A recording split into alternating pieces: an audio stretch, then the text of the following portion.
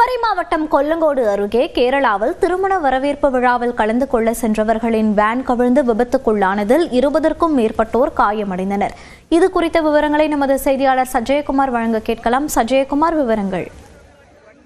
மோனிஷா, குமரி மாவட்டம் நித்திரவிளை அருகே கலிங்கராஜபுரம் பகுதியைச் சேர்ந்தவர் வினுகுமார். இவரது மகளுக்கு கேரளா மாநிலம் காஞ்சிரங்குளம் அருகே நெல்லிமூடு பகுதியைச் சேர்ந்த விஜய் என்பவருடன் நேற்று மதியம் காஞ்சாம்புரம், தமிழகத்துக்கு உட்பட்ட பகுதியான காஞ்சாம்புரம் பகுதியில் உள்ள தனியார் திருமண மண்டபத்தில் வைத்து திருமணம் நடந்து முடித்துள்ளது.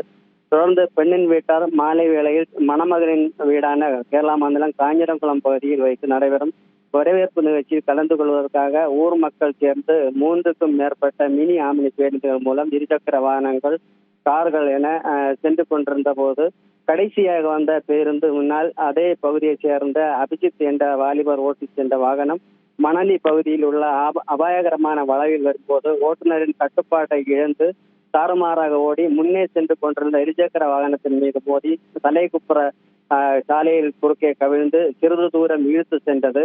இதில் பேருந்தில் இருந்தவர்கள் அனைவரும் பலத்த காயமடைந்து பேருந்தின் அடிப்பகுதியில் சிக்கிக் கொண்டதோடு இருசக்கர வாகனத்தில் சென்றவரும் விபத்தில் சிக்கினார். சென்று கொண்டிருந்த சொகுசு கார் நூலிழையில் தப்பிய நிலையில் இந்த விபத்தை ஏற்படுத்திய பேருந்து ஓட்டுநர் காயங்களுடன் அங்கிருந்து தப்பி ஓடினார்.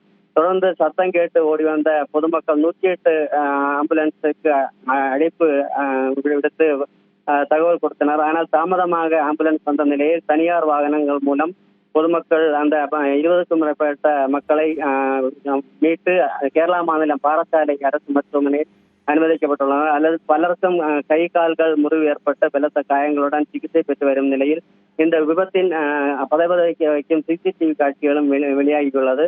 தொடர்ந்து அந்த பகுதியில் பொக்லைன் இயந்திரங்கள் மூலம் அந்த வாகனத்தை மீட்டு போலீசாரானது வழக்கு பதிவு செய்து தற்போது விசாரணை மேற்கொண்டு வருகின்றனர். மோனிஷா, விவரங்களை பதிவு செய்தமைக்கு நன்றி சஜயகுமார்.